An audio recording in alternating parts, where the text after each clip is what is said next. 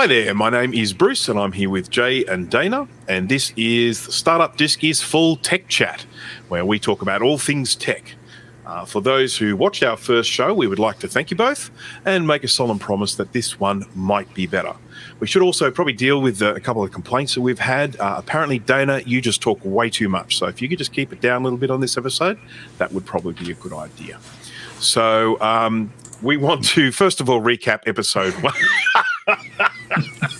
We would like to recap episode number 1, which of course was our electricity saving tips, and just mention in particular there was one comment that was left that was something we didn't address in it, and that was the concept of shopping around for the best electricity deal. Now this of course is going to vary based on where you are, but here in Australia we have this unbelievably stupid system where you have resellers and they buy the electricity from a wholesaler and then they resell it back to us, and the idea is that they are competitive. They compete with each other, and so you find the best price. It's exactly the same thing coming to your house. It's just a question of how much money that middleman is taking, and I just think that is the fact that they have just introduced a whole stack of middlemen who all want wages, and that we're basically paying their wages, and that's making our electricity more expensive. So anyhow, that is how it works over here, but it is important to shop around because some of those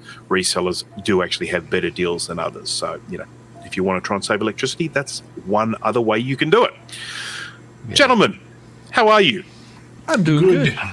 Yeah? No option to shop around here. I'm stuck with what I have. So okay. I had an offer a while back to do that middleman thing, and of course the numbers they give you are very appealing, and it does look like it's less than what you're paying directly to the energy supplier, but it just doesn't see, like, how does it work that way? How do they let you get the electricity from the same provider, but you pay less for it than you pay the provider? So yep, it didn't really work.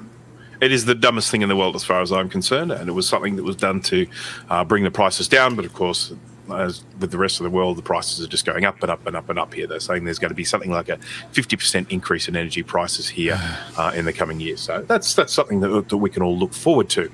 Now, This episode, this one is different. We're not going to be doing this one's on electricity. This one we're going to be doing on security. So I'll just give you a little bit of a background on the situation. So there have been some significant data breaches in the news here in Australia. The first was from Australia's second biggest telecommunications company, Optus, and that resulted in personal data of over 10 million customers being hacked.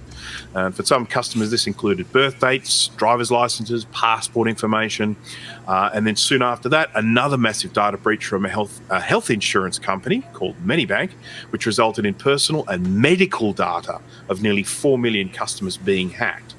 So under those circumstances, I thought that's a good reason to talk about cybersecurity, whether it be sort of personal security or sharing your data with others, you know, how to protect yourself, what to do if you suspect you've been compromised, that sort of thing. So, and this is something that I know is very close to your heart, Jay, so I'm hoping that I can just hand this over to you and then go to sleep. No, it's Dana's turn to talk, so I'm just going to sit here and chill. Actually, it connects to our first episode quite nicely, because this is all about how people use their electricity to steal your money or your data. Or I think it fits. That's the best segue I've ever heard. That's so good. I know. I should probably pull up some notes here.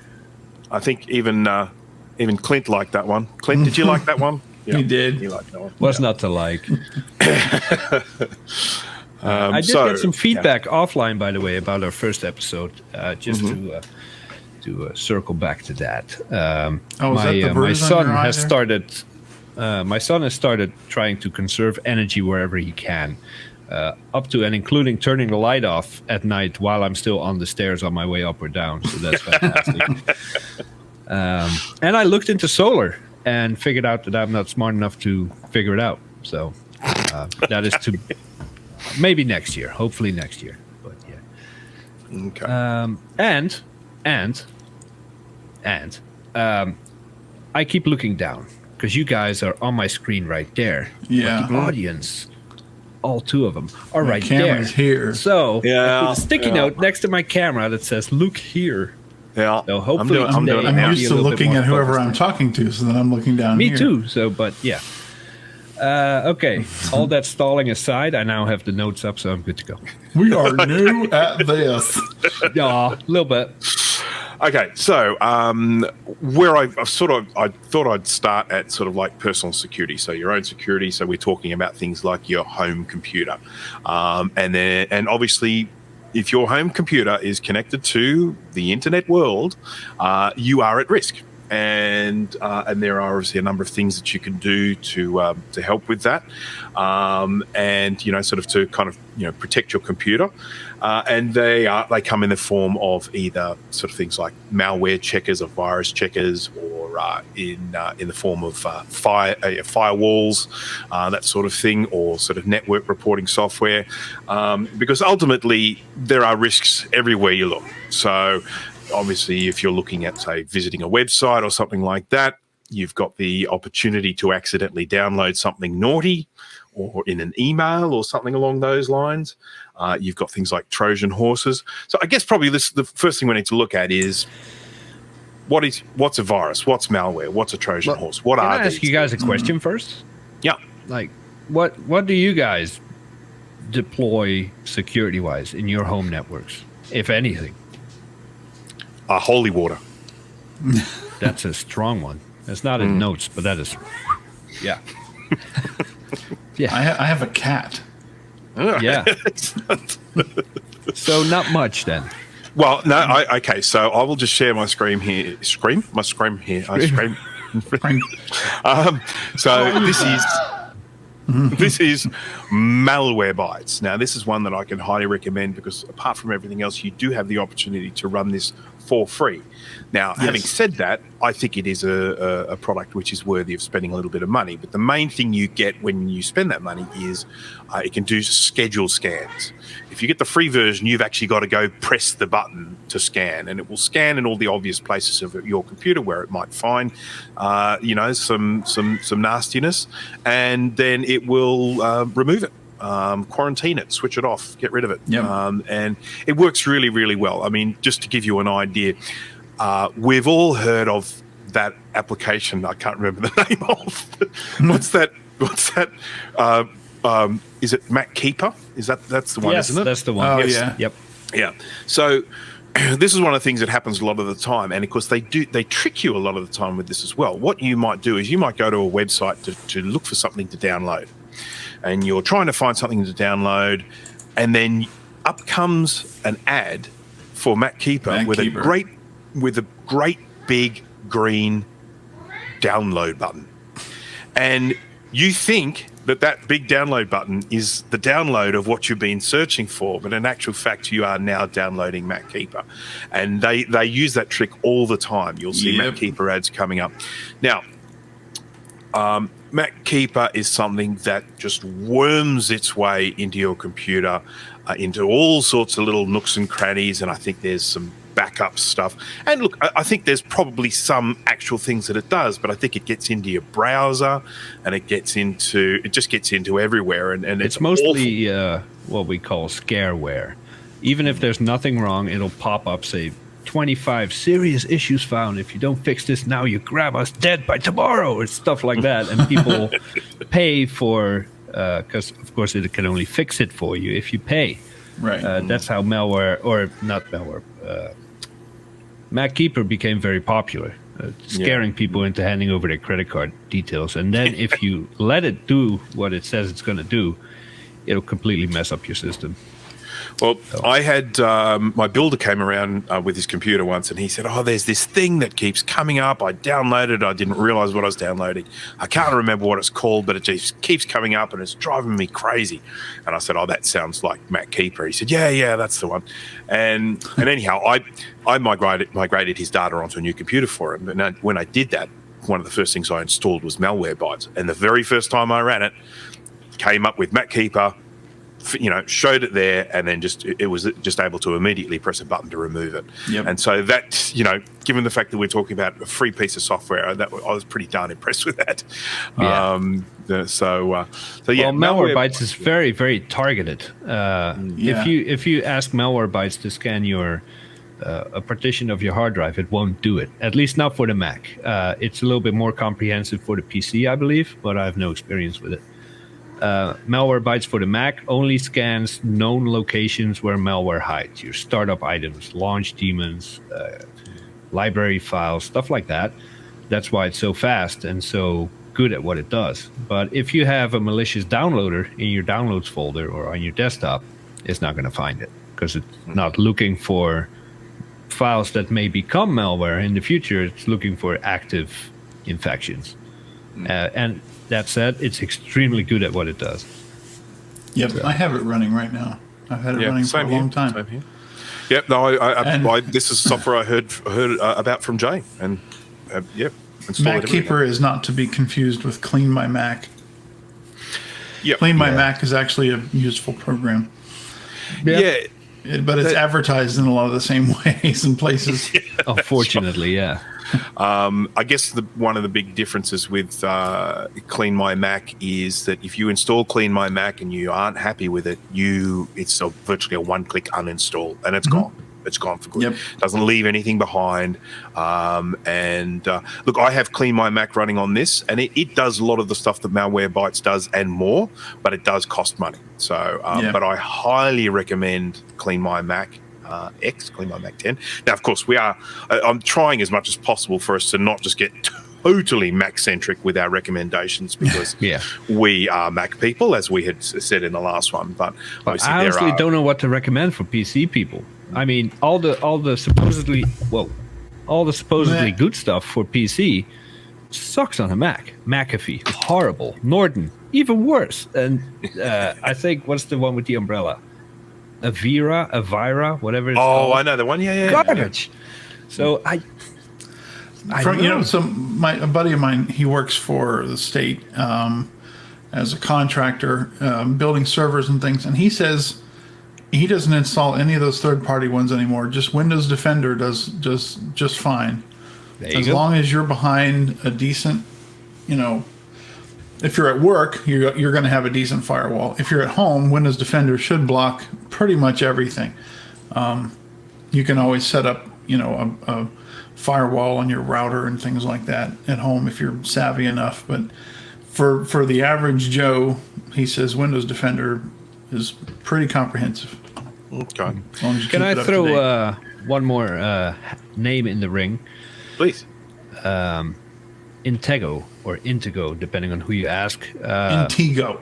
Mentioning a conflict of interest. I've been writing for their blog for a long time, but I don't get paid to mention them. When it comes to detection rates, there's nothing better than Intego for the Mac, at least. If you want malware caught that not even Malwarebytes knows is on your system, this is the one to try. It does cost money. They have a free version in the App Store. It takes a lot longer because it scans your entire drive or the entire folder that you pointed to. Yes, I believe there is, but I can't speak to the detection rates on Windows because there's gazillions more malware for PC than Mac. Yeah. So, but yeah. For the Mac, at least, this is the one to check out. So, can I X a question? Exit. Yeah. Would I be correct in saying that you are only going to end up with malware on your computer if you have clicked the download button or an approve or an accept or whatever? So, if you go visit a website that potentially has malware on it and you just visit the website and do nothing, are we safe? Nope. Afraid not. Explain. Mac has been getting a lot better, and again, sorry, can't speak to PC, but Windows Defender appears to have your back with most stuff. The latest macOS Ventura has some really cool anti-malware things built in that are a step up from the previous macOS versions, but yeah, browser exploits, specifically Safari that we use on the Mac, only gets updated every time the macOS gets updated.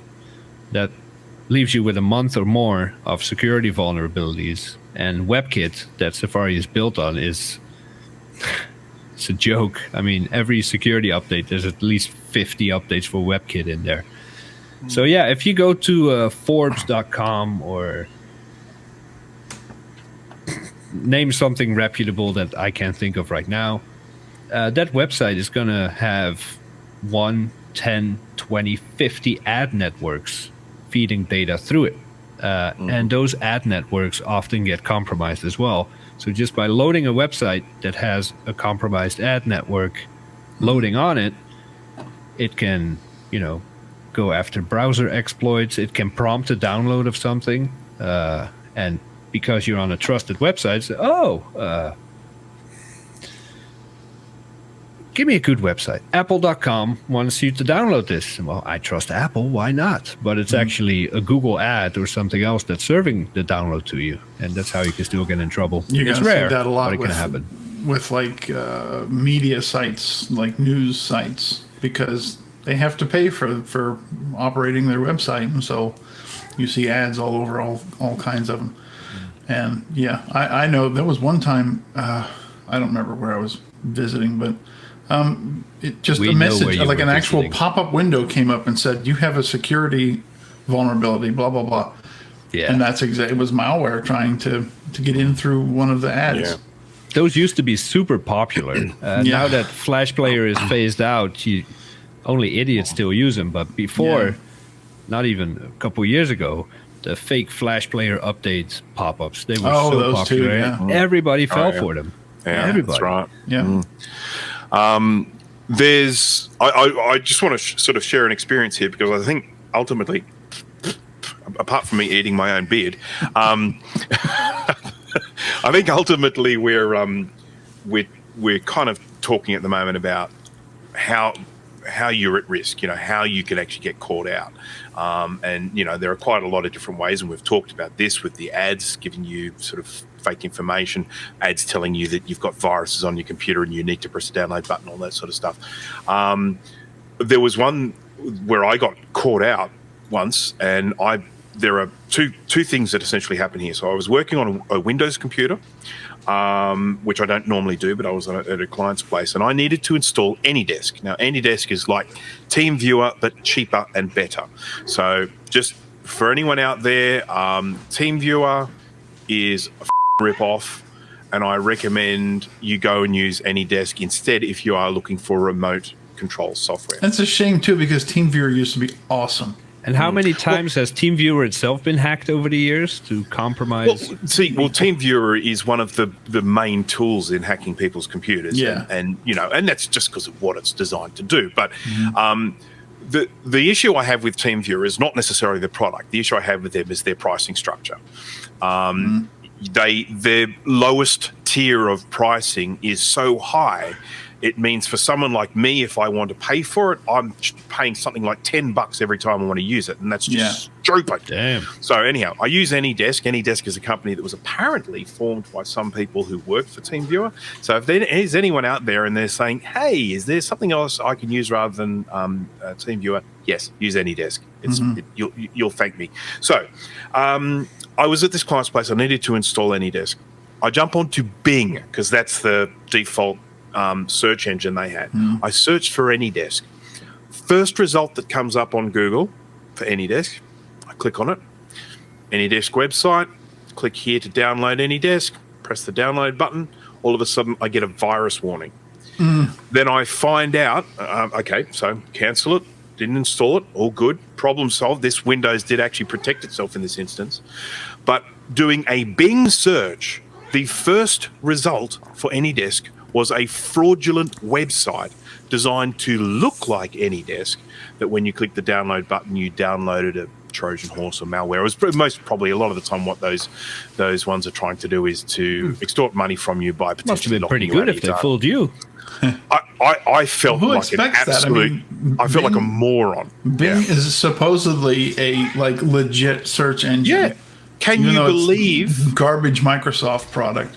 Yeah, that it came up as the first entry on a Bing search. Now, I'm sure it doesn't anymore, but it did that day.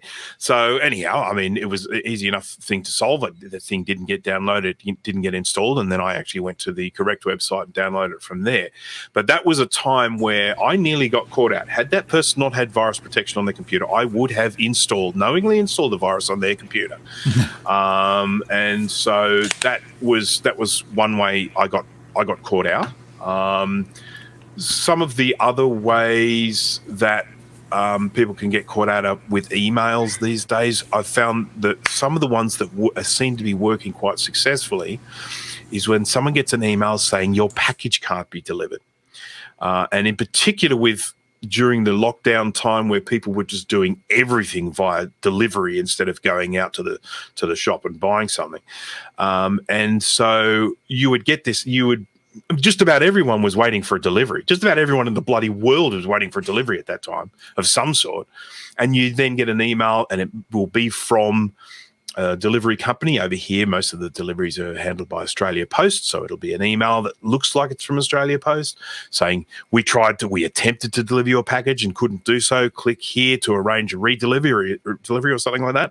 And sure enough, you click on that link and then you end up getting taken to, sort of a fraudulent website, where potentially anything can end up happening. So, these are some of the tricks they're using, and they're changing all the time. They are constantly coming up with new ways. And while most of the time people like us can usually filter out the real stuff from the fake stuff, a lot of people out there. Yes. I mean, it's always the parents and the grandparents we think about, isn't it, that are sort of sitting in front of the computer that can't necessarily discern. There might be a very small difference between the real thing and the pretend thing. So there's only one tip I can give when it comes to any kinds of phishing or emails warning you or saying, hey, thank you for your $600 Geek Squad purchase, or whatever company is claiming to email you or text you or call you and leave voicemails. That happens here a lot. I don't know how it is in Australia, but scam calls are like half my day. I don't answer the phone anymore. If you get an email from Apple, anything involving money or your password, go to apple.com or appleid.com or icloud.com and log in and see if the notification is there. You get an email from your bank saying $2,000 was taken. You're like, I didn't know I had $2,000. That's awesome. Go to your bank's website and log in there. Never click any buttons or links in the email. You know who it's from, supposedly. So go to their website, log in there, and then take it from there or call them. I know that's not popular anymore these days, but call them. I mean, that is the logical thing to do. One of the tips that I will often use when I get an email is right-click on the button. So if it says click here, I'll right-click on the button, and then you usually have the option to do like copy link. So you can actually copy the link that goes to and then have a look at it. Or even a lot of the time, if you just hover your mouse cursor over top of the button, it will then show you what that link goes to. Yeah. And when you see something that is a URL this long. Yeah, it's a huge URL. It's usually it's not a .com. It'll be usually a different country's sort of domain name. It won't have the company's name in it, or if it does have the company's name in it, it'll have it as a subdomain. So obviously, when you have your main part of the domain, sort of domain.com, you can have a subdomain, which is the part at the beginning. It's like a prefix. Mm-hmm. And so if you're having an email coming from Apple, it might say apple. Megascam.com. It won't be megascam. That's an exaggeration. They're not going to tell you that. But they'll have apple.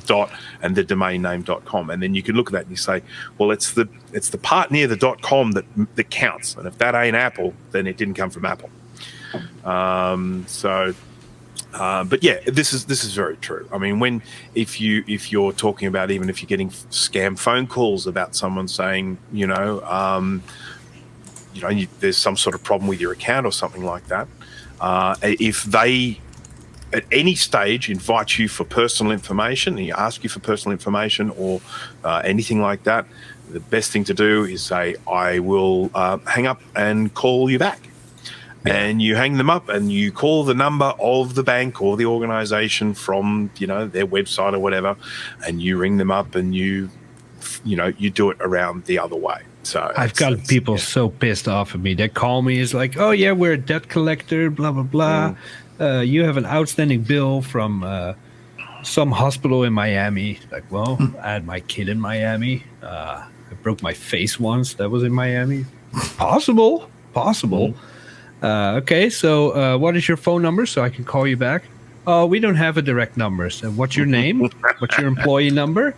And they just refuse to do it. Even if they are legit, they just get pissed off because you're questioning their authority. And like, listen, you won't tell me who you are. I don't know what bill you're talking about. So unless you give me a way to get in touch with you, this call is over. And they just lose their shit all the time. So. It's the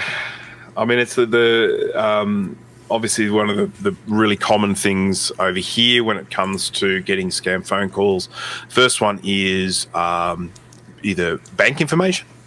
You could have the tax office calling you, or your telecommunications provider. We've detected a virus on your computer, that sort of thing. And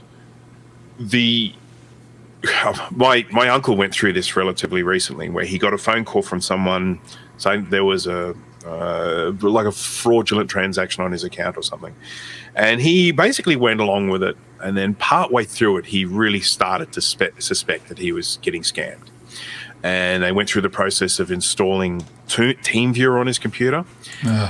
They set up this is one of the things they have. They set up fake versions of known banks' websites, and then they can send you to those and then get you to put in your login credentials, and you think you're logging into your bank's website, but all that's happening is they are just phishing for your login credentials, and then they will access the bank themselves at a later date.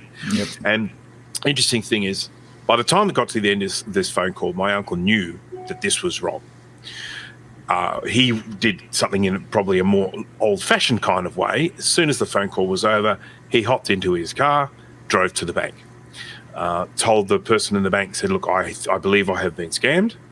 And they were very, very good. They saw to him immediately, and they were talking to him, and they brought up all of his bank account details. While he was in there, someone attempted to transfer a large amount of money out of his account. Glad he caught it, man. They were able to stop it straight away. So obviously he changed all that. He went and got an IT person to look at his computer to remove things like TeamViewer and anything else that might have ended up on his computer, and went down that path. So look, is a story that ended up well, but it very nearly didn't. He very nearly got caught out by that. Shut up, Siri. I'm not talking to you. And it's nobody will ever call you trying to help you. Nobody. Nobody ever. And even if, like, I work from home for a global company, I don't know the company's internal structure well enough to know that when I get a call and it says, hey, this is your company's IT department, sorry, dude, what's your number? What's your extension? I'll call you back, because I don't know you. Even if it claims to be your own company, your own mom, if it doesn't sound like your mom, said, I'll call you right back, Mom. She might have a cold. It might be your mom, but just call back to be safe. Well, your parents are dead. I have a book here. I don't know if you guys have seen these before. Kevin Mitnick. They have like pages and stuff. They're amazing things. So this is, I think, the second book of Kevin Mitnick. Kevin Mitnick is probably one of the most famous hackers. Yeah. And he has a bit of an ego, but yeah. He does. But one of the things that he was do. Yeah, well, I think that's what drives them to do this sort of stuff. But it's all about ego. But he ended up in jail, and he ended up in a situation where I don't think they would even let him use a phone, because they thought he could hack things with a phone. His social engineering skill is just next level. Or used to be. That's actually something that I just wanted to mention here, and that is the concept of social engineering. And what social engineering is, for people who aren't familiar with the term, is where someone learns about something to then work in a way that they will extract information from you out of familiarity. So, for example, if you did work for a big company and a person rang up and said, oh, I'm so-and-so, I'm from the IT department, I work with Fred's team, right? And Fred is the head of IT. And so you hear that and you think, well, they probably work here because they know the name of the head of IT. And what actually happens is that often social engineering is something that takes place over a period of time. They initially find out one piece of information. Then they'll call another time using that one piece of information to then get a second piece of information. And then they'll call another time to use those first two pieces of information to get a third piece of information. By the time they've done this a few times, they have so many different things. They might know the floor that someone works on. They might know their extension. They know their name. They know what things they look after. They end up finding out a huge amount of stuff. So that by the time they actually come in for the kill, you're talking to someone who sounds like they know the company back to front. And that was one of his really good skills. And so while we think of hackers as being someone sitting there at a computer number crunching, doing, with a hoodie on. With a hoodie. Always. Yeah, that's right. And scanning through thousands and thousands of passwords to try and get through. Now, that is something that happens. That's brute force. Sort of brute force hacking. A lot of the time, hacking is actually done, in a more covert way, because the thing is that, these days with passwords, there's so many combinations. It could take you your entire lifetime to try and crack that password. And more importantly, these days, a lot of systems, they're designed so that if they get more than a certain amount of failed attempts, they cut you off. They'll block your IP address, make it so you can't go any further. So it isn't all just about, guessing passwords and stuff like that. A lot of the time people are using other methods to find out that information. And they might actually end up in a situation where via social engineering, they actually get someone to voluntarily give them their username and password. And then once you've done that, it doesn't matter how good your password is, because you've just handed it over. So, that's another really important part of people getting scammed is them sort of getting convinced. Can you hold that book up again? Because anyone interested in security, and yes, the information in that book is dated, very dated, because he did that in his younger years. But it's still the concept of social engineering is just so cool, and I used to have some hobbies and side gigs where I needed to do that. And it's a power trip, man. When you know that you're like the best salesperson that person has ever met, and you can get them to tell you anything. It might take a few days or weeks or even months,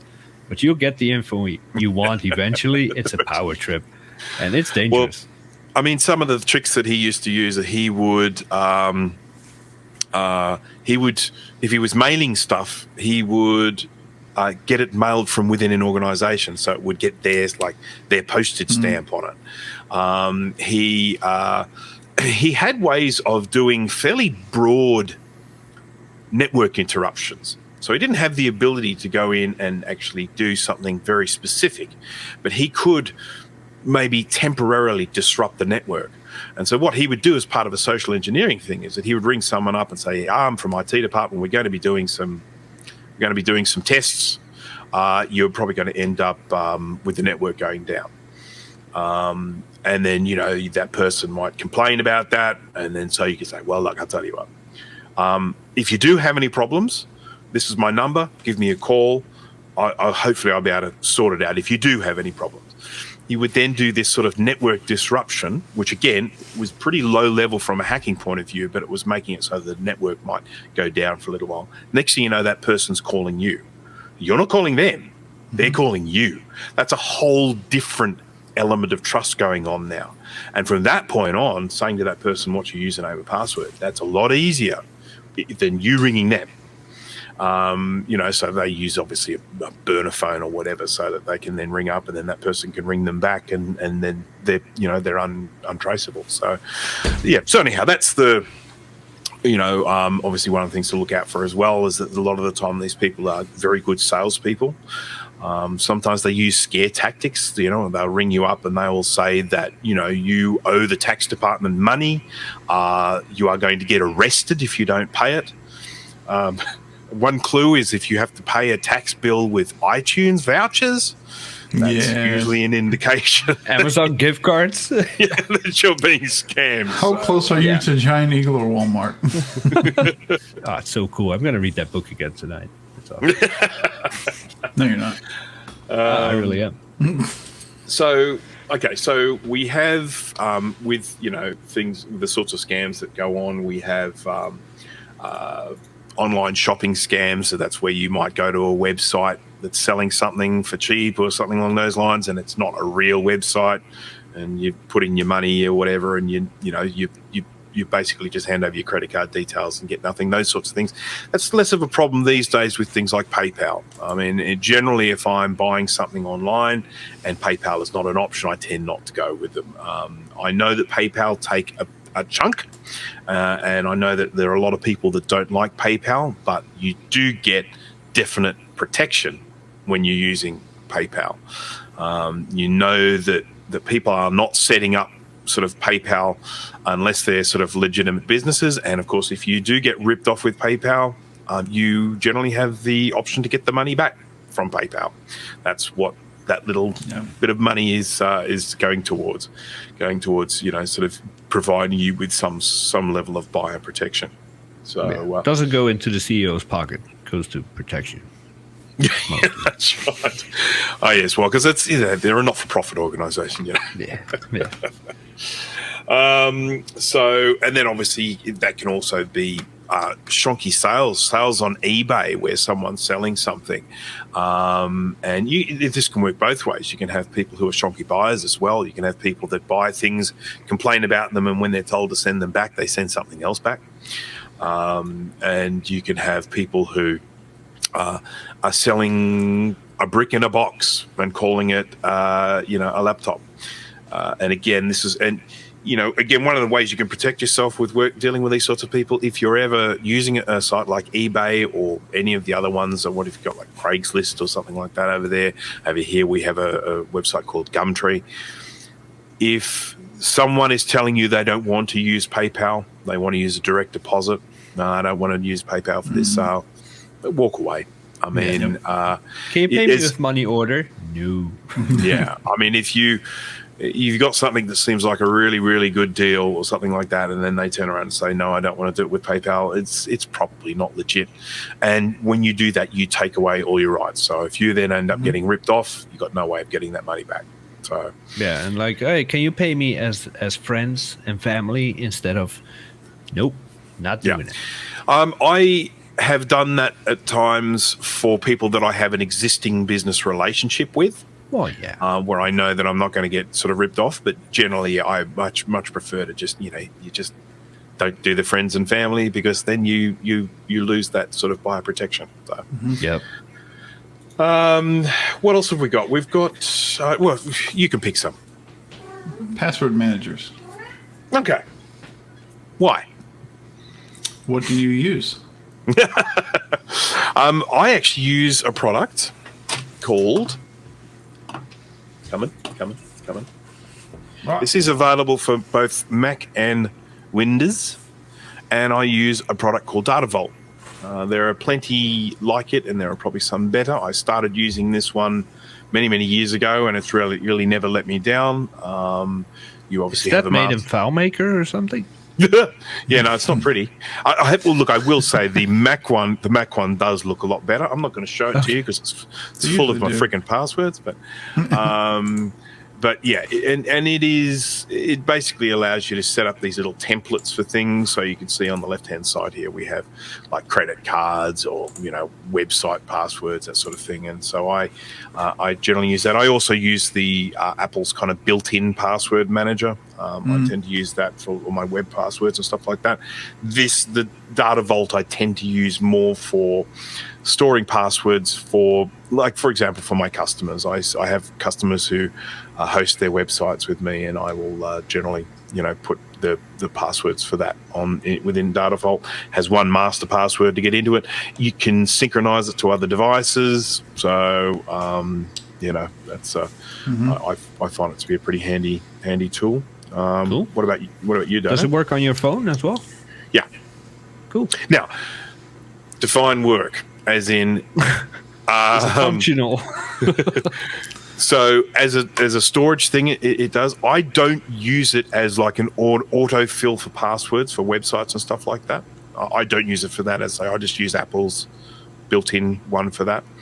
But it does have the ability. So when I fire up my web browser, there's a little data vault icon there, and it allows me to then access the passwords from that and then do, autofill sort of into websites. You can use that functionality if you want to. I don't use it for that. I use it purely as a storage and synchronization tool. Cool. This is what I use. It's called Dashlane. And I saw this on, I think, Snazzy Labs. I saw him. He was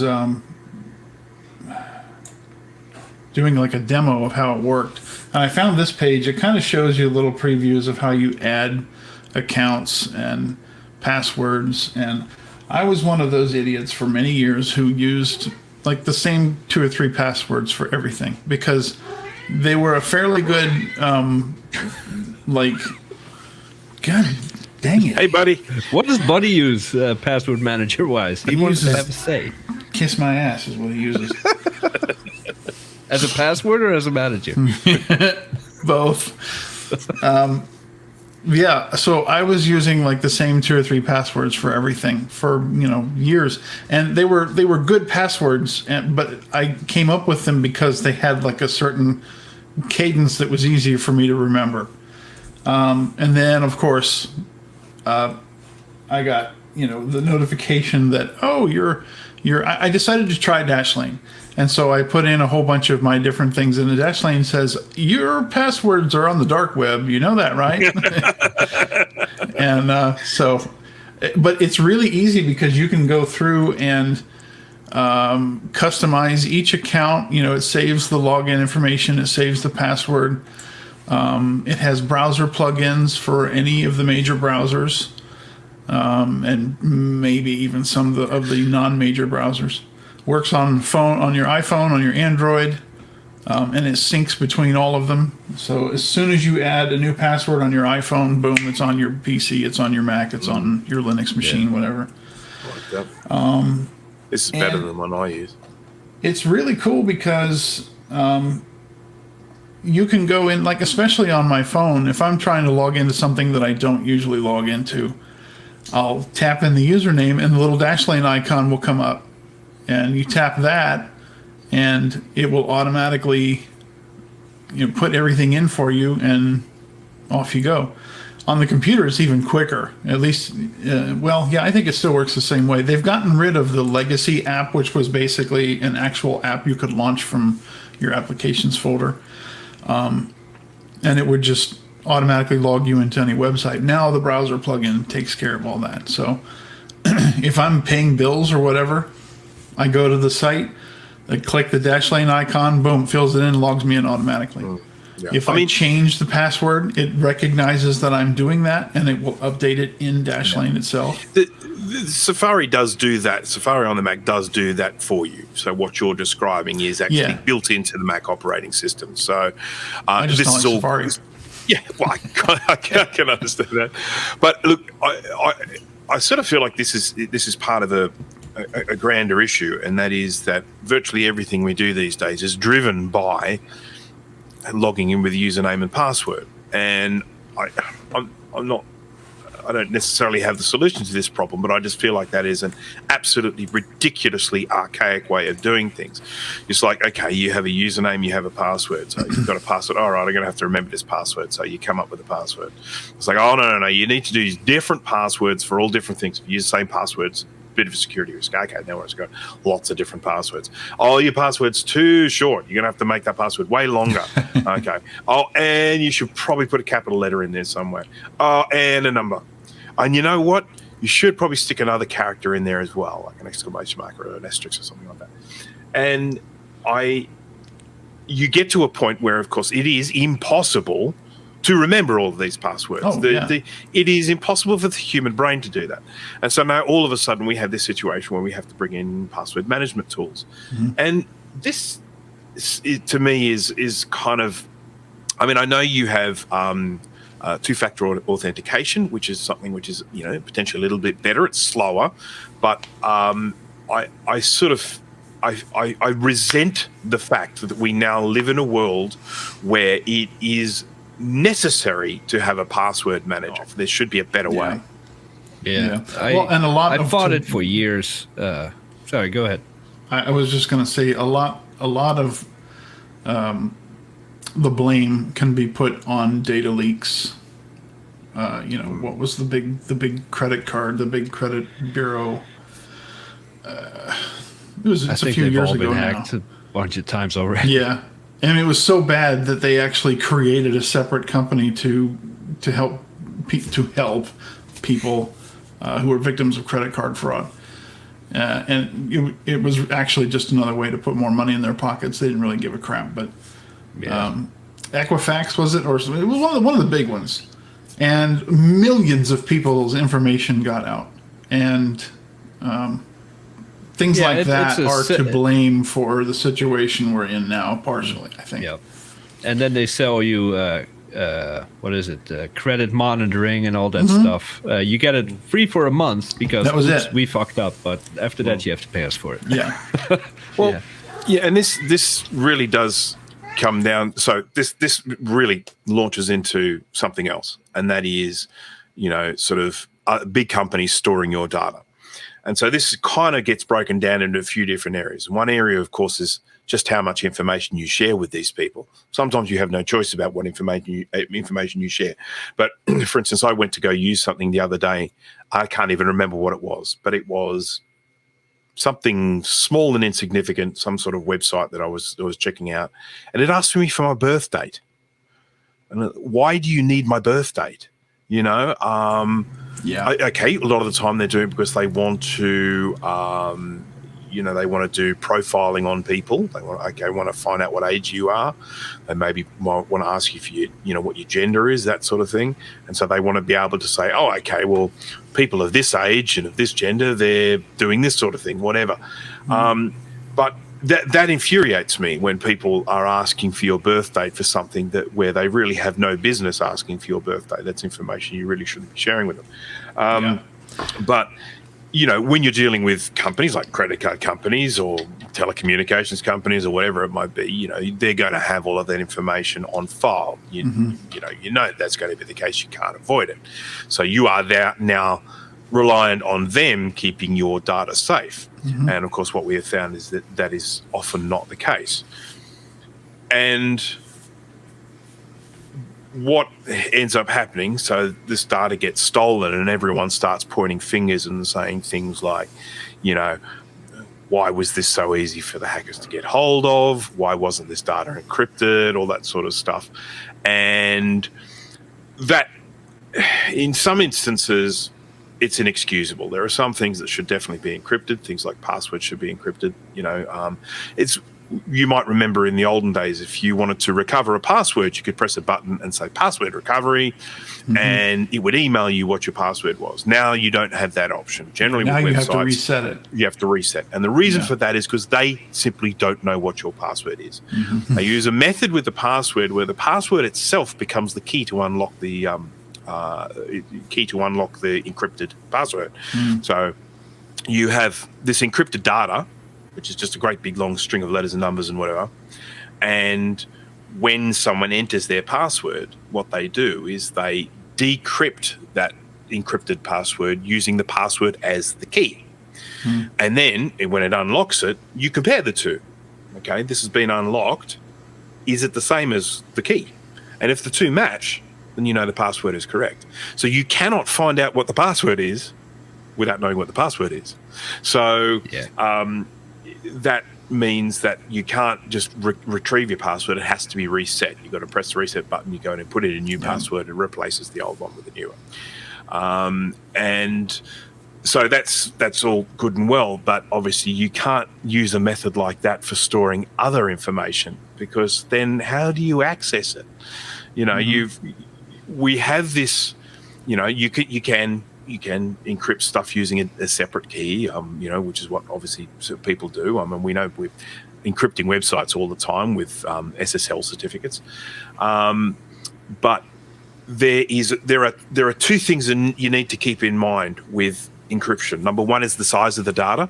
Encrypted data is almost always bigger than unencrypted data. So if you're storing large amounts of data, you're all of a sudden going to have to start storing even more because you're encrypting it. But then you also have data accessibility. I mean, if you ring up a company and you need to find out some information about your account, hey, it's, g'day, it's Bruce here. Can you bring up my record? Okay, what's your email address? Well, we want to be able to search through that data using my email address, or search through it with my surname or something like that. If that data is encrypted, in order for them to go in and retrieve information from that data, it's a lot slower because it's all encrypted. It's got to be decrypted in order to match it up with what we're searching for. So, you have this balancing act here with data being secure and encrypted, but also data being accessible. Encryption is an added step in that process that makes it harder. While I accept that a certain amount of data should definitely be encrypted, I can understand why there are people still dealing with data that's not encrypted, because it's a pain in the ass to encrypt it. And most of them don't fix it until they're caught with their pants down. Yeah. And yeah, exactly. And we can talk about this for days, but there's I forgot the name. It's a lot of them actually. They get hacked, whether it's through social engineering or through the website or whatever. And the hackers get the database, the client database. It has the names, emails. It has everything in a single database, including a hash of the password. Okay, I can set up my computer to start crunching those hashes, and there's software for that called Hashcats and John the Ripper, and they do it all for you. You just input a few parameters, it goes to work, and starts spitting out passwords. That's when they start salting the hashes, and they're adding some random data to the hash, so it's not so easy to figure out. And even if you get through the hash, you don't get the exact password. But that too is fairly easy to break if you have the right hardware. There's even cloud services now that offer it to do it for you. But to keep it all in the same database is inexcusable. If you don't want, this is Dana, this is email, that's his address, that's the hash of his password. No, if you get just the hashes, it sucks. But at least you can tie one particular hash or password to Dana. Yeah, you need to split that up, and a lot of companies don't do that. Yeah, so you essentially have data living in one location, and that will have, let's just say, for example, that one will have a code, a user ID, 123, and that will have a date of birth.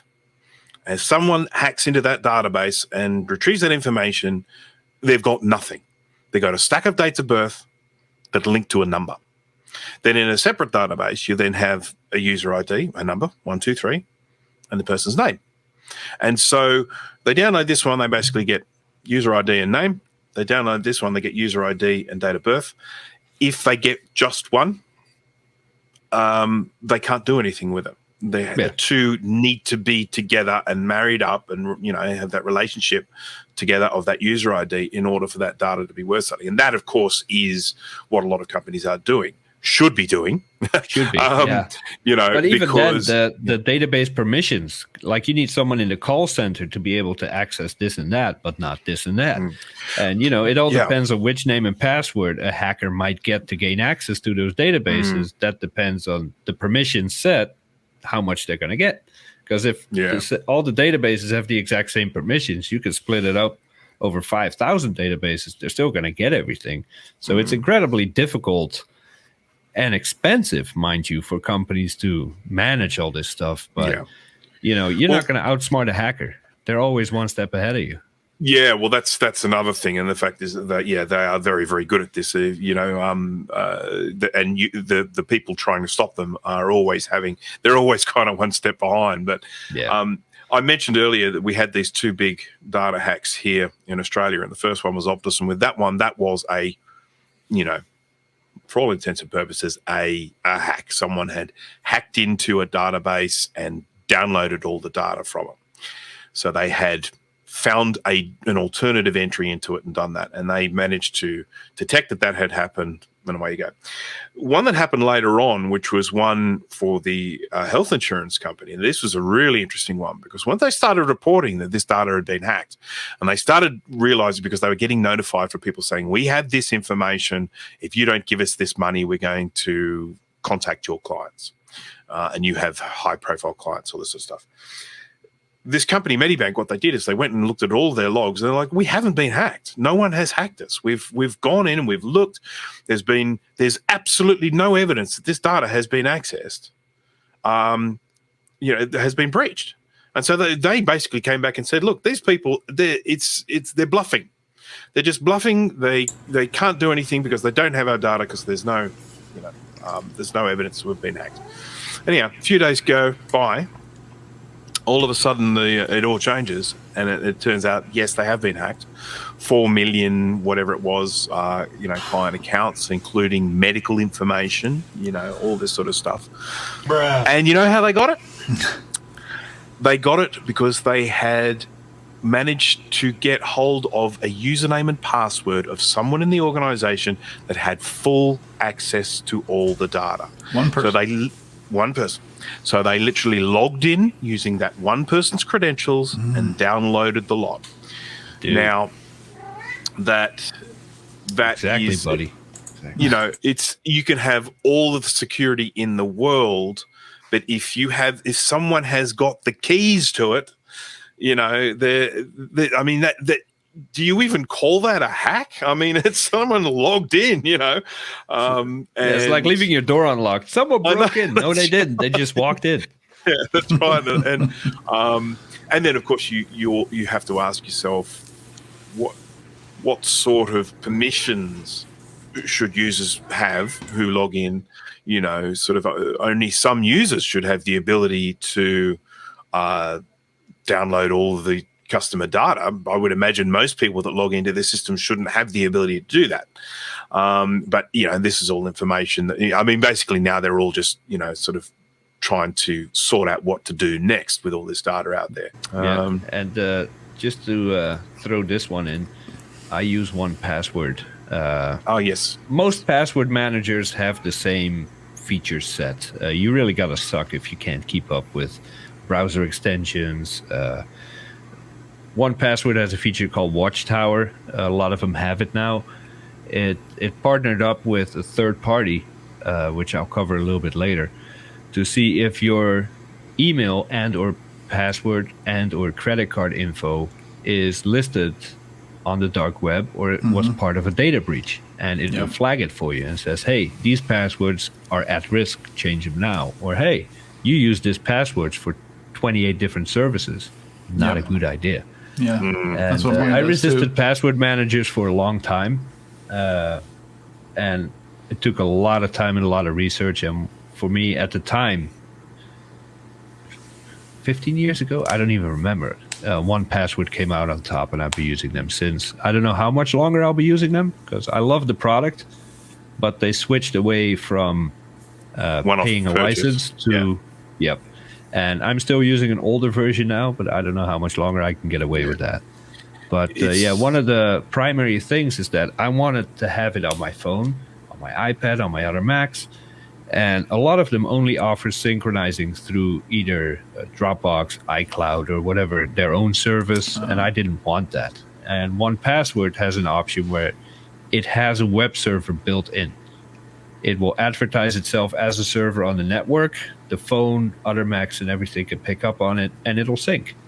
That was a big selling point for me. And but there's hundreds of password managers that all do a good job. What's the pricing like on this one, Jay? Just out of curiosity. Good question. Okay, per month billed annually. Okay. It's not a lot.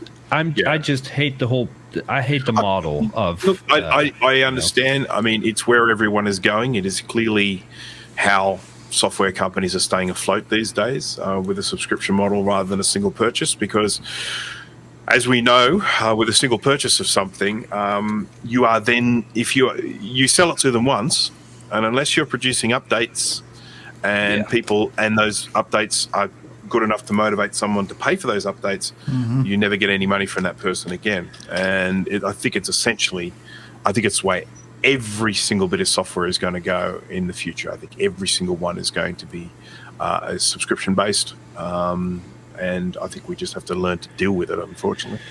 Yeah, if I can get around I use 1Password version 7. They're currently up to 8. It does everything I need it to do. If I can't get around it anymore, $5 a month, billed annually, absolutely worth it.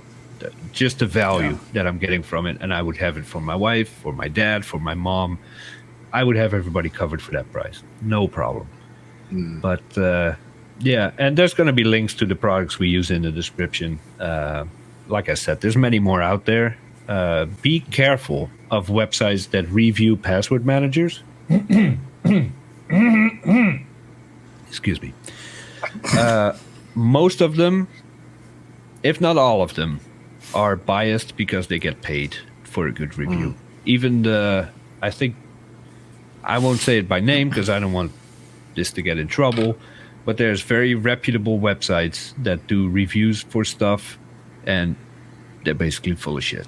So the best thing you can do is try it.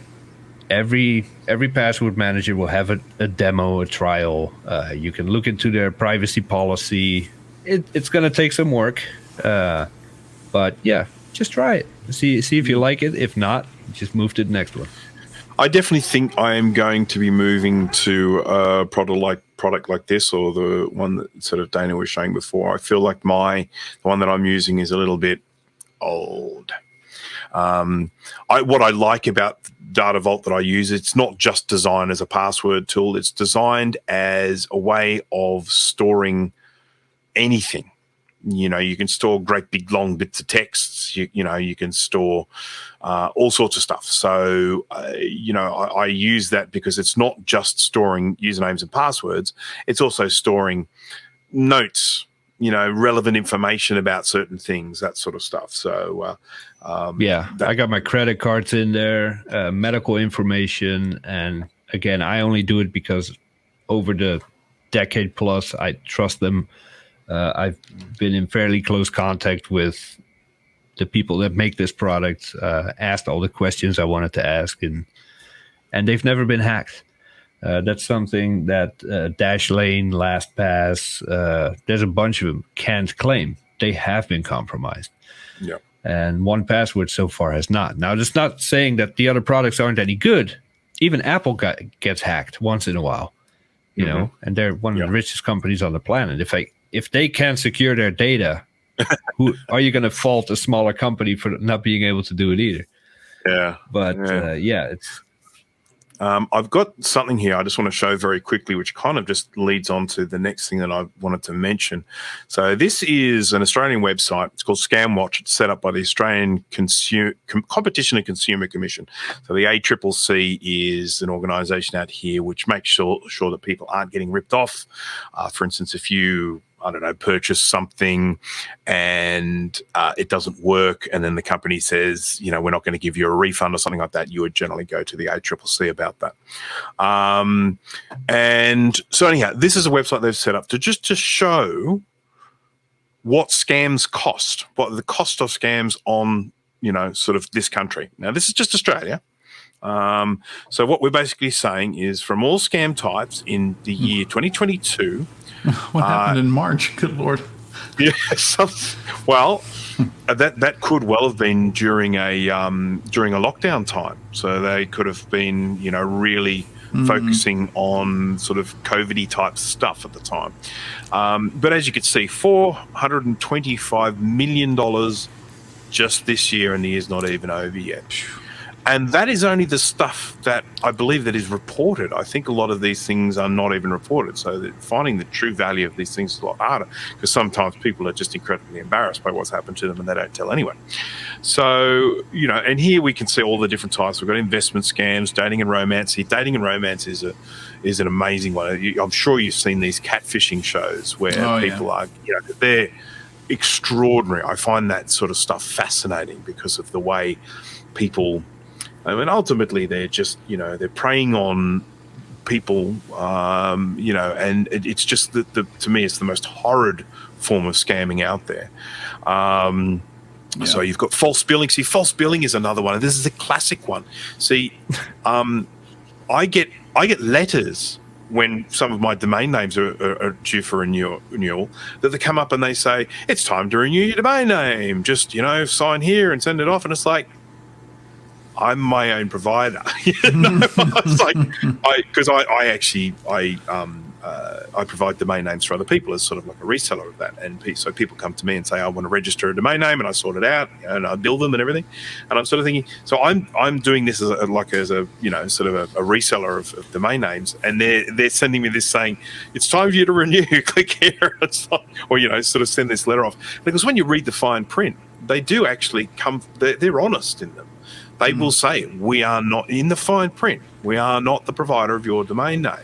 By signing this, you are agreeing to fine print. You are agreeing to transfer the domain name across to us and start paying us for it from now on.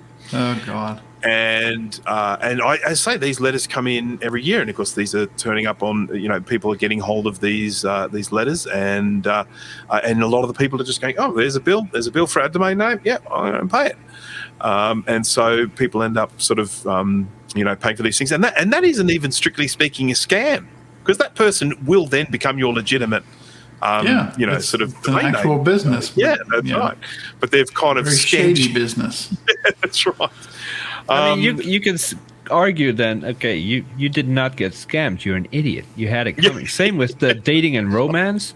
Guarantee you 99.99985 are men that fall for it. Yeah. Well, boobies, take my money. We're idiots when it comes to that. I know of someone who was. This is a friend of a friend, and it was a woman, and she had a relationship with a guy, and had never met him, and had been dating this guy for a very, very long time. And again, this is not someone that I knew personally. This is a friend of a friend. But when I used to hear this information coming from my friend, we used to just say, this is catfishing. It's 100%. Yeah. I mean, he has always got an excuse as to why they can't meet.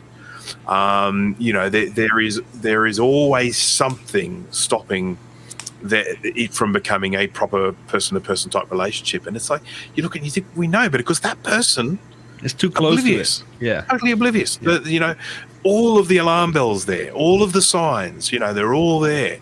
But they were just completely and totally oblivious to it. So, and that's, I guess, a lot of people are just naturally honest, and they get taken advantage of. But the main reason why I brought this web page up here is to show this is a big business. A lot of money is made from scamming, and hacking and all that sort of stuff. We need to get in on this. So the point is that it is going to continue.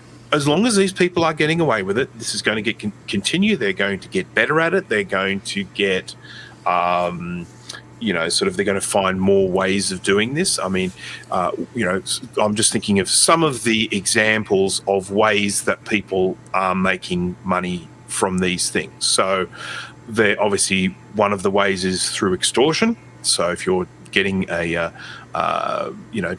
a malware or a Trojan horse or something that might lock you out of your data or encrypt the data on your hard drive, and then you get a notification saying you need to give us money in order to unlock the data to get your data back. And that's one way. There's just like straight flat out extortion. Now, of course, we talk about backups a lot in the other show that we're in, and we'll cover it here as well. Yes, that's right. And it is very important, in these situations, that you do have backups, because if something like that does happen to you, you will save yourself an awful lot of trouble if you can just restore all your data from a backup without having to go through a path where you might give them that money and not even get anything back for it. But there are risks, especially with ransomware. And ransomware, when it hits a big company, they freak out, right? They're down. They can't do what they are meant to do. and they are tempted to pay. Oh, it's only $100,000. We got billions in the bank. F it, let's do it. Whether you're Joe Schmo at home, whether you're a multi-billion-dollar company, if you get hit by ransomware, never, ever pay. Never pay, because within 2 days, the key to unlock your data will be online. Guaranteed every time. But if you think you clear the ransomware, more often than not, you don't. So you hook up an external drive, or you do a backup to a server or a disk image. That will get encrypted as well by that same ransomware. So it's really cool, unless you're a victim. It's really cool the way that they managed to write that stuff and make it work. What about something like Backblaze? Is Backblaze going to protect you from this sort of thing? Yes. Okay, so yes. Backblaze, obviously, we'll put links to it in the description. Backblaze is an off-site backup system. You install it on your computer, and then it will back up your computer to a cloud. It's incredibly reasonably priced, and I think it's the reason why I think all of us use it, don't we? I think all. No, okay, Dana doesn't. It's 2/3 of us. Hold on, let me click this. Bruh. Dude, come on. Yeah, 66% of the people on this show use recommend it. Even Clint uses it. Clint uses Backblaze. He is a strong Backblaze supporter. So, sorry, Clint. So anyhow, we'll work on Dana and get him to use Backblaze. But you basically install it, then it backs up your stuff. It's just in the background. Away you go, and of course by utilizing their portal to send that information through, I imagine it then provides some sort of protection against those sorts of things. So yeah. So there's, as I say, there's things like the ransom type stuff. There's getting access to sort of your online banking details. That's something, because some of these malicious software, they can record keystrokes, and so they can then get your username and password from what you have actually typed into the keyboard. And then obviously with some of these ones where they're telling you that there's some sort of problem with your account, they're trying to get hold of your login details there. And of course, the very next thing they're going to do is transfer that money out of your bank account. So, yep. The fact that, slap in the face. The fact that there is just so much money being made from this means that it's not going away anytime soon. This is multi-billion-dollar industry, and that is going to ensure that there are people out there training up on this stuff, learning it, getting good at it, getting better at it, and keeping on doing it. So and we are here recording this on a Saturday night, almost midnight, for free, trying to warn you about it. So pay attention. That's right. Now, it might actually be like Sunday afternoon for me, but yeah, nonetheless, it's still my Sunday. So 33% of everyone here is in a different day. Who cares? Yeah, that's right. Can I go? You got me. What? Can I go off topic? Well, not off topic, but I don't even know where we are on the list. Share this website. Even demo it. Have I been pwned? However you pronounce that. Pwned, owned, whatever. Yeah. This, and don't take my word for it, research it yourself. A guy called Troy Hunt, he started this website. It's reputable. You type in your email address, and I'll demo it here for you with one of my own. All right, type in your email address. Check. Hey, you're not part of any data breaches, dark web faults, or whatever. But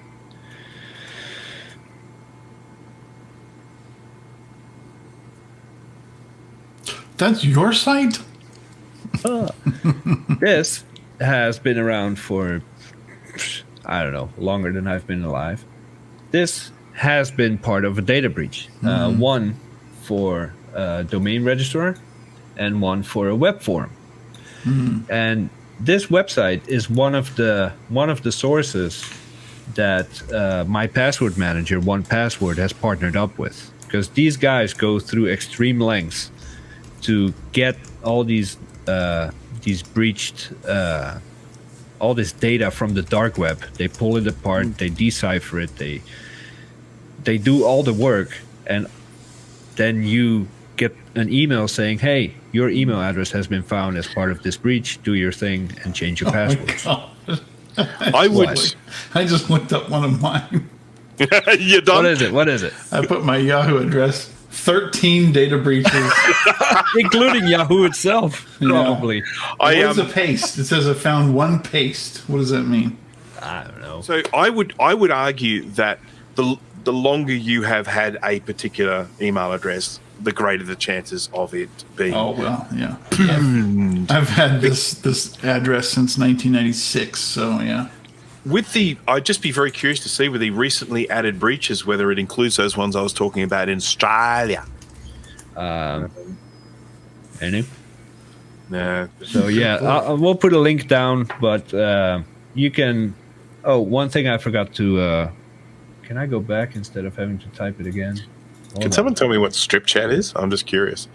Who? No idea. Strip chat. It's just down at the bottom right there. 10 million strip chat. Sounds fun. According to the icon, yeah.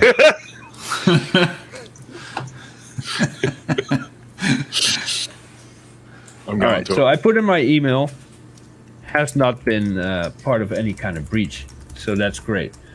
But That's good. and it says it down here. You can sign up. I'm overrated. Oh no, we better not show that. What? Oh, you looked it up. Don't go to strip chat, everyone. Okay? Don't go to strip chat. Hold on. Going to Open it new right tab.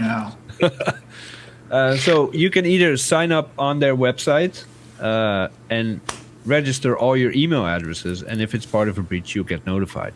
Now, I use 1Password, so it's built into my password manager for me, but even before that became a part of my password manager, I had every email address that I had registered here, and it saved my butt potentially because I always acted on it, so I didn't get hacked in those cases or taken advantage of, but you get more emails than you think if you sign up for this. So worth checking out. I've seen a couple of tactics that some people use when they're using, because obviously you can't control about your email address getting hacked. If you put it onto a website, you have no control over whether that website's going to get hacked or not. So, as you say, it's more about being notified that it's happened rather than you stopping it from happening. Because if you give that the email address as a login for something, there's always that risk that is going to happen, that it's going to end up getting stolen. But I saw, because I have an online store and it invites people to leave their email address, to send them a notification that things have been purchased or it's on its way or whatever the case may be. And I found some people that where they own a domain name, they obviously have kind of like a catch-all domain name so that they can have any email address at the beginning of the domain name. And what they do is they use as the first part of the email the website they've used it for. So my website is Recap a Mac. So they created an email account called Recap a Mac and then their domain name. And so what that means, if they all of a sudden start getting spam emails sent to that one, they know exactly where it's originated. It's a nice trick. It's a cool trick. I like it. It's not necessarily going to be available for everyone to do, but and of course there's a fair bit of sort of setting that up and 28 mailboxes set up to keep it. Well, you can create what they refer to as a catch-all mailbox. So in other words, anything that comes in to that domain name will all come into one single. But that's less funny in my example. It is. Yes, your example was way funny. Can I do one more thing about passwords? And I know we're getting stuck on passwords, but it is kind of what drives security online. A lot of the hacks occur because the main data is usually better protected than backups or, older data dumps that companies do. They store it away as a backup on a server that hasn't been upgraded in a while, and that's usually what they get with these data breaches. So 1Password, and I'm sure others do as well, they have a few categories that says 6 months old, 1 year old, 2 years old, 5 year old. And they put your passwords, your accounts in there. It says, hey, you've been using this account for Amazon.com with this email and password for over 5 years. We highly recommend you change it, or 6 months, or whatever it is. You can set that up how you want. Because if I change my password every 6 months and I let 1Password generate it, 45 characters with the most insane crap in there that you cannot even remember the first 5 of. If you change that every 6 months, Amazon has one of their backup servers or whatever, however it works, hacked. It doesn't matter. I change my password for Amazon every 6 months, or every 2 weeks, or every other day if you feel crazy. So just because you don't get notified that you've been part of a data breach or something, it's still a good idea to make it once every 6 months. Just sit down, go through all your passwords. Oh, I've had this Yahoo with this password for 22 years. It might be time to change it, Yeah, I basically made my password when George Bush was president, the first one. Is your password George Bush? No, it is not. Okay. Mine was made when Bill Clinton was president. I want to just quickly mention credit cards as well, because credit cards are another important thing when it comes to people getting, sort of having their credit card data stolen. And then Jay has a story about that. Yeah. Jay has a story about that. Jay, tell us a story. It was the October of the 24th, and suddenly I paid malware bytes, 2 separate invoices, and then a whole bunch of other stuff, about $540 something total in a course of 10 minutes. All over the country, I spent money. I was living it up, buying shoes, buying malware byte subscriptions, everything. The problem is it wasn't me. Yeah. Oh God, we haven't even talked about VPN yet. Should we just save that for another? I think we might have to. Yeah. Okay. That's going to take another hour. Use a VPN. But yeah, use VPN. My card had probably been skimmed somewhere, and I'm good with passwords, but what I'm not good at is using what is it called? RFID, where you don't put your card in, but you just hover it over the sensor. Yeah. And Apple Pay, I have it on my phone, on my watch. I don't use it. I don't know why. I still, without thinking, put my card in at the gas station here and there and pay for stuff, grocery store. And one of those places skimmed my card. They had a dodgy thingy in the reader. Well, now you just mentioned that you use your watch or your phone. Somebody could have been carrying around one of those skimmers and put it next to your watch when you weren't looking. You got to approve those, don't you? Yeah, you got to approve it when you do a payment. Oh, okay. And my wallet has that fabric in it that prevents a reader from reading the card while it's in my wallet. It has that shielded fabric on it. So it had to have been a skim somewhere. And yeah, I got a few $100 taken out of my account. The bank was good about it. And I got most of it back already. But yeah, that still happens on a daily basis for people all over the world. I was also skimmed, and I know when it happened now. At the time, obviously, I didn't realize it. And it was one of the things that showed me some, it made me very aware of what had happened.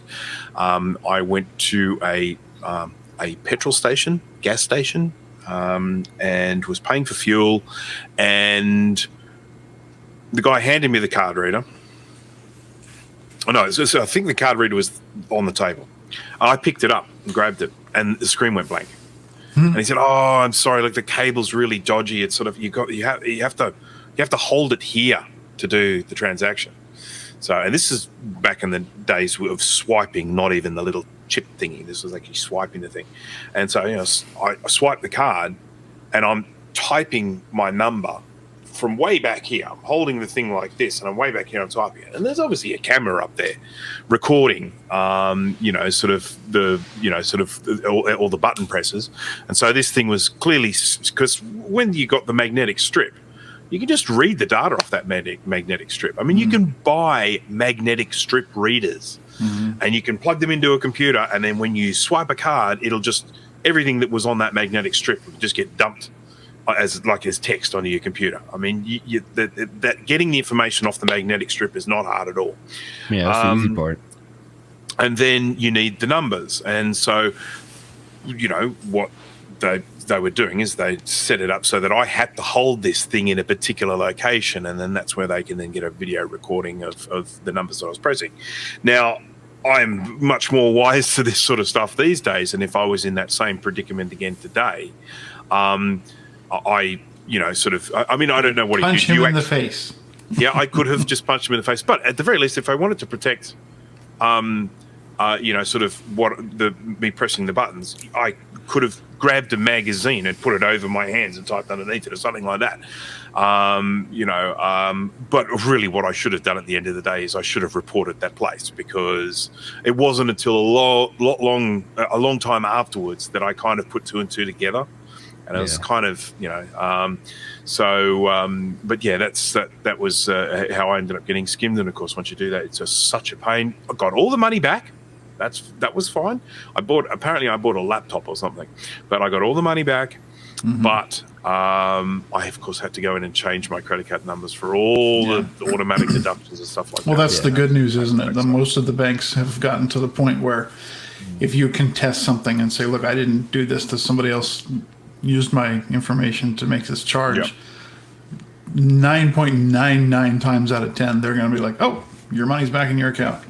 Well, they shut the card down. They did it without. They actually did it. You know, sort of. This transaction happened. It was, I think, in another country, and so they just they put a block on my card, and then, you know, sort of. Then I got the money back, I think, like literally within a couple of days. So it was very. I mean, good. I have my wife paying for stuff for the last few days because my card was instantly blocked, and you know, I cut it in half, shredded it because it's useless. Most of the stuff I do online, I have linked directly to my bank account, not the card itself. So I can still order stuff, get around, get stuff delivered. But when it comes to going to the grocery store, hey babe, can you get this? I don't have a card yet. It still takes in 2022 7 to 10 days to get a new card out to me. I should be able to go to the local branch, they print one or they create one for me, but I probably they're not obviously done it. But I've always been really good. Well, not always. After the first time I got skimmed, when I still had hair, I got really good about shielding the pin pad. And especially at supermarkets, at least before COVID, people got really close to you when you were paying, and I would just block it, and they would always get pissed off, like I did something wrong. I said, no, you're too close to me. You get offended when I shield and I always wipe down the keys, always. Because that's another thing is if someone's using a thermal camera, they can sometimes see the keys that were pressed because they're warm, and though they may not necessarily know the order of it, they now know the numbers that were used, but the thing is that if you're someone who feels self-conscious about putting your hand over the keypad or leaning over it or blocking it in some way, you feel like a bit silly doing something like that, don't.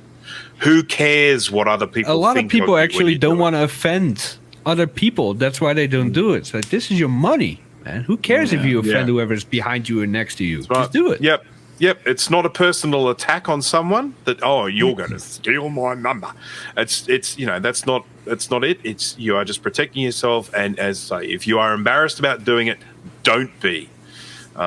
Just I mean, do it's easy for me to say because I'm a real prick in real life. I don't care if I offend you. So much. But I am going to make it a point to use. I don't know if I need to read up on it. I know Apple Pay has proven itself, and I don't know if Android and other phones have a similar system. I can't speak to that. I don't know if I want to do that. or if I just want to start using that RFID in the card, which I feel is less secure than Apple Pay. So it doesn't have encryption; it's just chip to chip. Yeah, I mean, it is my understanding that the near field stuff was brought in as an additional security measure. So my feeling is that they will have made it better. They'll have made it more secure because it is, it's meant to be doing that. I use Apple Pay, and so I just get my phone and I just double tap the thingy on the side. It uses my face, and then I just hover it over there. I really like using Apple Pay. It means that I don't need to cart a wallet around with me anymore, so that's kind of convenient. It does have. I haven't had any issues with it from a security perspective. But the other thing I really like about it, it doesn't have a limit on it. So oftentimes you're waving your card thingy, and if your purchase is over $100, that's certainly the way it works here. They call it tap and go, and so you would go to tap, and if your purchase is over $100, you'd have to put your PIN in. So I'm having to put my PIN in.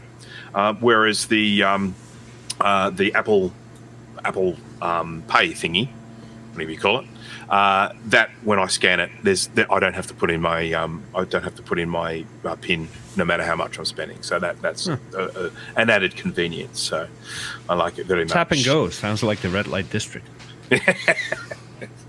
All right. Well, I think we probably should wrap up before the people in the nighttime part of the world fall asleep. So is there anything that you guys would like to add to this show? Yes, but that's another 2 hours. I mean, firewalls. Oh, yes, we didn't even cover Wi-Fi firewalls. Security. Oh, my God, I keep going forever, but... We didn't talk about... Why don't we just call this episode Password Security? Yeah.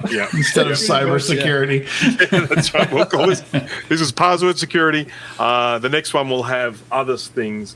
We didn't cover things like Little Snitch. How about we split it up? I mean, we call it a day, and if you want more of this amazingness, watch the next one. Put it in the comments and say, "Oh, I can't wait." Yeah. Just like that. Yeah, that's right. Just like that. All right. Well, okay. So we're going to wrap it up. I would like to say thank you to anyone who is watching this. Again, congratulations for making it all the way to the end. We can tell that it is a very long show just by looking at how long we've been recording for. I do hope you come and join us at the next one. And thank you for watching, and see you next time. Adios. Bye. Bye. Wave at the camera. Wave at the camera, Dana.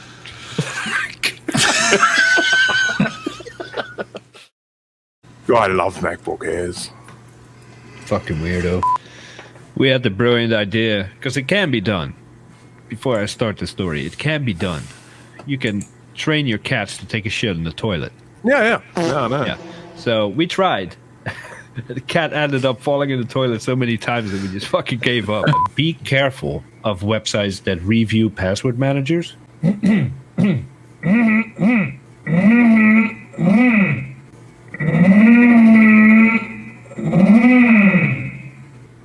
Excuse me.